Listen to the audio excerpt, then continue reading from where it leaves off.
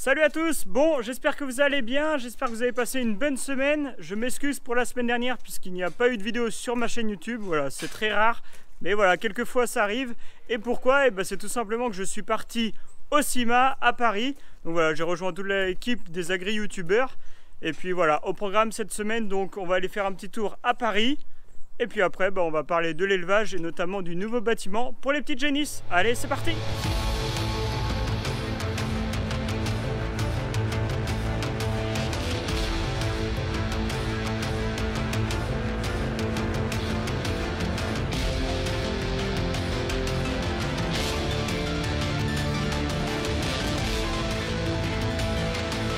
Prendre une allumette et mettre le feu.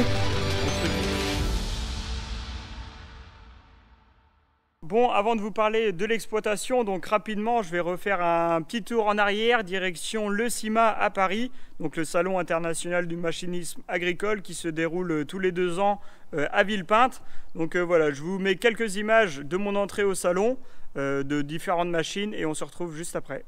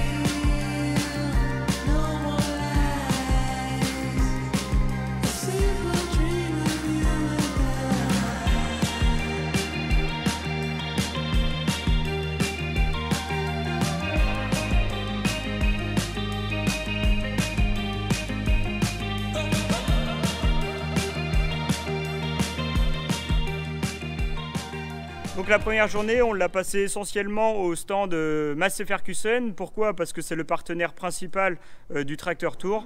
Donc voilà, on s'est retrouvé avec Alex de Produil Center, Étienne Agri-Youtuber, Stervio, Gaël Blard. Donc voilà, on s'est retrouvés tous ensemble et on a passé un super moment avec vous sur le stand Massey. Regardez, ils sont tous là. Faites un peu de bruit quand même.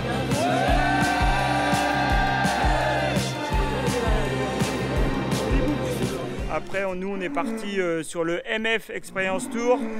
Ah, elle est pas contente aujourd'hui. Donc après, on s'est retrouvé au MF Experience Tour. Donc voilà, je vous mets quelques images de ce qu'on a vécu, de ce qu'on a fait. On a notamment fait du basket avec les tracteurs. Donc voilà, je vous mets quelques images rapidos. Et puis après, je vous parle plus en détail de la ferme.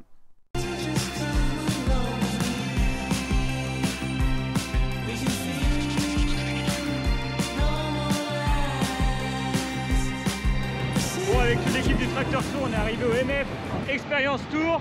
Incroyable! Là, le but du jeu, ça va être de marquer des paniers de basket avec le tracteur. On prend le ballon, on met ça dans le panier. Là, c'est Étienne. Hein. On va voir si Étienne se débrouille. Allez, Étienne va essayer, va être le premier à tester le jeu. On va voir qui va gagner.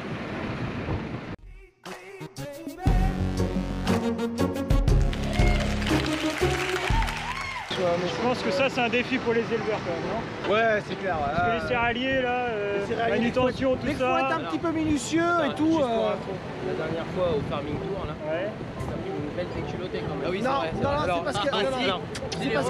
non, c'est parce que leur truc de fermeture de fourche, c'est de la merde. Pas le train, bien sûr. Voilà, c'est Stervio qui va tenter de mettre le panier. Et en fait, c'est autant, c'est pas au nombre de paniers, c'est plus on va vite, plus on gagne le jeu. Donc, let's go! Let's go!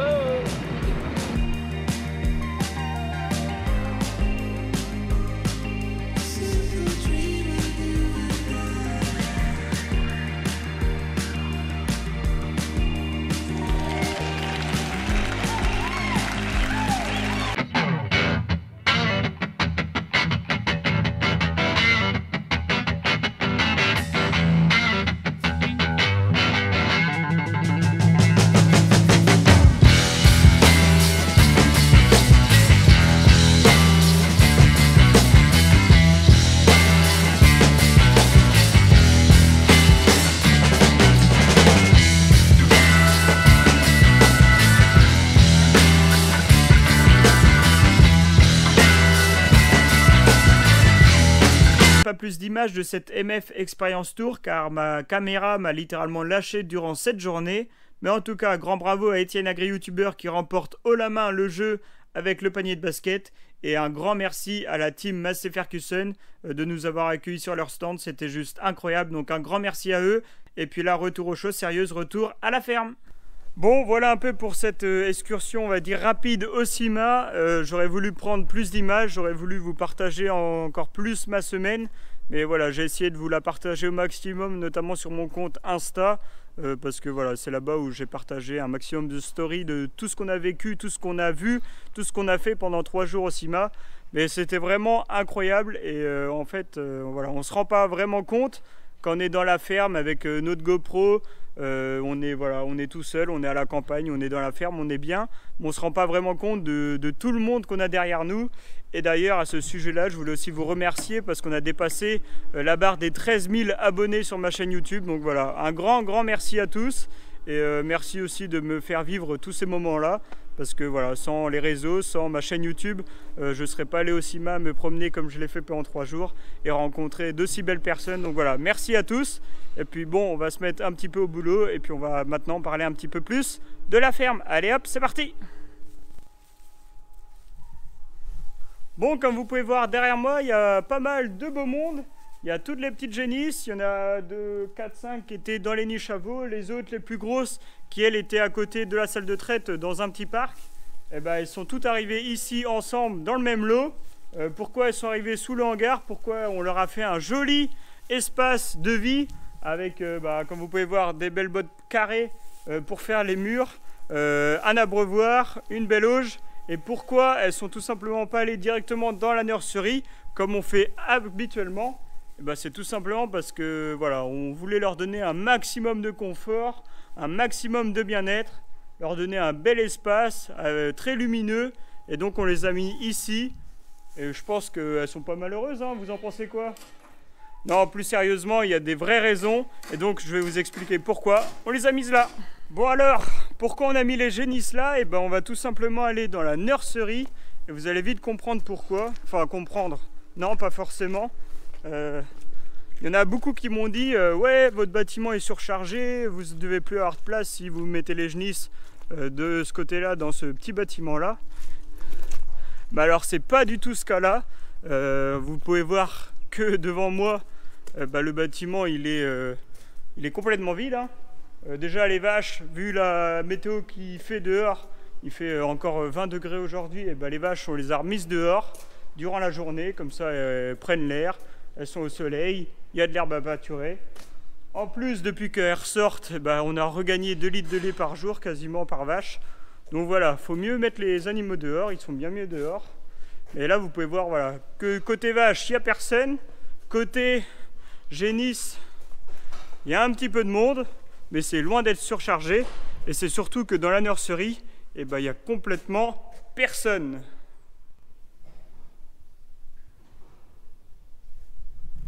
Oh, c'est triste, une nurserie complètement vide comme ça, c'est trop calme. Puis voilà, il y a personne, quoi, ça bouge pas, c'est pas vivant. Bon, la vraie raison en fait, c'est que depuis pas mal de temps, on a des gros problèmes de coccidiose. La coccidiose sur les veaux, c'est un parasite, notamment au niveau de l'intestin, qui crée des fortes diarrhées chez le veau, et ça entraîne même la mort du veau. Une fois qu'une génisse a attrapé la coccidiose et qu'elle est vraiment bien prise, malheureusement pour elle, en général, ça finit très très mal pour elle. Et en fait, depuis quelques temps, on a des gros problèmes de coccidiose sur tous les lots de veaux. En fait, quand les veaux sont dans les petites niches, pendant 3 semaines, 1 mois, ils vont super bien, ils sont en pleine forme. Et dès qu'on met les veaux ici, et après, ça devient un vrai enfer. On est obligé de les traiter, de les soigner au maximum pour qu'ils arrivent à vivre.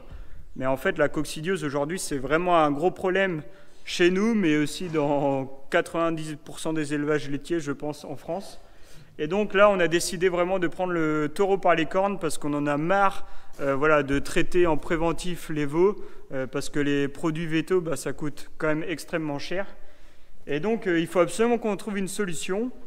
Alors là, c'est vraiment pas la bonne période parce qu'en ce moment, on a beaucoup de vélage, mais tant pis, on va Comme je dis, on va prendre le taureau par les cornes et en fait on a complètement vidé la nurserie de veaux, on a curé la nurserie et on a commencé à nettoyer tout partout. En fait l'idée c'est vraiment de passer le Karcher partout, que la nurserie soit vraiment soit propre, nickel de chez nickel. Après on va faire venir une entreprise pour vraiment tout désinfecter au maximum. On sait très bien que ça va pas être, voilà, ce sera pas parfait. C'est pas en désinfectant partout les bétons et tout qu'on va réussir à se débarrasser de la coccidiose, mais au moins on va essayer parce que là ça devient un vrai enfer. Et voilà, il y en a un qui nous a dit, voilà, pour s'en débarrasser, il n'y a qu'une chose à faire, c'est de prendre une allumette et de mettre le feu entre guillemets au bâtiment ou à la nurserie pour vraiment s'en débarrasser. Sauf que clairement on ne va pas mettre le feu ici dans le bâtiment d'élevage, hein. On n'est pas fou quand même. Mais voilà, le gros problème aujourd'hui c'est la coccidiose et malheureusement c'est beaucoup d'élevages qui sont concernés. Donc voilà le pourquoi du comment, pourquoi on a des genisses qui sont arrivées voilà, pendant 15 jours, 3 semaines de l'autre côté, le temps de faire la transition. Mais voilà, on essaie vraiment de donner le maximum de nous pour qu'on puisse s'en sortir, qu'on puisse avoir, voilà, qu'on puisse élever nos génisses dans les meilleures conditions possibles. C'est vraiment ce qu'il y a de plus important. Et surtout, bah voilà, les petites génisses, nous, c'est quand même l'avenir de notre troupeau, c'est quand même l'avenir de l'exploitation. Si demain, on perd beaucoup de génisses, ça veut dire qu'on aura moins de génisses à véler après, et donc moins de renouvellement aussi du troupeau. Donc voilà, après, c'est plein de problèmes qui se suivent. Et donc, voilà, là, vraiment, l'opération, c'est de tout désinfecter, nettoyer. Et puis après on va croiser les doigts pour que ça marche et qu'on puisse améliorer nos conditions de vie, on va dire, pour nos petits veaux. Donc bon, voilà un peu pour les problèmes de nurserie que l'on a en ce moment, enfin depuis quelques temps maintenant. Voilà, j'avais pas encore eu l'occasion de trop vous en parler, mais voilà, là en ce moment on essaie vraiment de s'en occuper et comme c'est les travaux dans les champs sont terminés, bon, on a un peu plus de temps pour s'occuper notamment de problématiques comme celle-ci. Et puis c'est surtout très important, voilà, de régler le problème le plus rapidement possible. Et puis bon, là je suis arrivé en bout de bâtiment, en bout de stabu. Et puis je vais aller jeter un petit coup d'œil aux vaches taries, voir s'il n'y a pas de vélage en cours. Parce qu'en ce moment, voilà, on a une grosse période de vélage à la ferme. Et d'ailleurs ce sera le sujet notamment de la semaine prochaine. Normalement je vais réussir à vous filmer un beau vélage. En tout cas c'est vraiment l'objectif. Là vous pouvez voir les vaches taries qui sont là. Et puis voilà, tout le monde est tranquille en train de se dorer la pilule au soleil, tout va bien, il fait 20 degrés, on pourrait être limite être en t-shirt et en short comme en plein été. Mais franchement voilà, elles sont tranquilles, il n'y a personne qui est en préparation, donc bon, ce sera peut-être pour demain ou après-demain, qui sait. En tout cas, voilà, j'espère que cette vidéo vous a plu. C'était une petite vidéo transition en attendant un gros projet qui va sortir la semaine prochaine. N'hésitez pas à vous abonner, n'hésitez pas à partager et surtout à poser des questions si vous en avez. C'est très important, j'y répondrai avec grand plaisir.